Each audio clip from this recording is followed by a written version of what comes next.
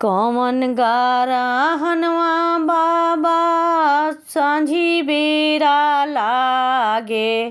कौन गारहनवा भिनुसार ए पापा। कौन गारहनवा भिनुसार। कौन गारहनवा पापा सांझी बेरा लागे। कौन गारहनवा भिनुसार ए पापा। कौन गारहनवा भिनुसार। कौन गारहनवा पापा चौका पर लागे। कहाँ जइहे बेटी तोहार ए पापा। कहाँ जइहे बेटी तोहार। कौन गारहनवा पापा चौका पर लागे। कौन गारहनवा भिनुसार ए पापा। कौन गारहनवा भिनुसार। पापा पापा तोहर अंगना के रहनी हम गुड़िया। अब काहे बनी गईनी जहर के पुड़िया। पापा तोहर अंगना के रहनी हम गुड़िया। अब काहे बनी गईनी जहर के पुड़िया।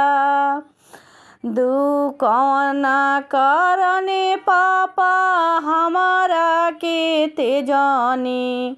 भेजतानी आना का दुआर ए पापा। भेजतानी आना का दुआर। अब ना भेटाई हमरा माई के आचरावा। ना मिलिहे भैया के प्यार ए पापा। ना मिलिहे भैया के दुलार। कौन गारहनवा पापा सांझी बेरा लागे। कौन गारहनवा भिनुसार ए पापा। कौन गारहनवा भिनुसार। बेटी हमरा घरवा के हऊ मेहमान हो। जाए के पड़ी तोहरा पापा छोड़ी पापा के मकान हो। बेटी हमरा घरवा के हऊ मेहमान हो। जाए के पड़ी छोड़ी पापा के मकान हो। सूरज गारहनवा बेटी सांझी बेरा लागे। चंद्र गारहनवा भिनुसार ए पापा। चंद्र गारहनवा भिनुसार। तोहार गारहनवा बेटी चौका पर लागे।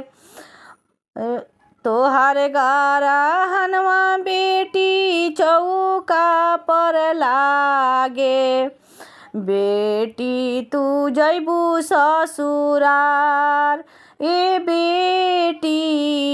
भोरही में जैबू ससुरार ए बेटी। भोरही में जैबू ससुरार। धन्यवाद।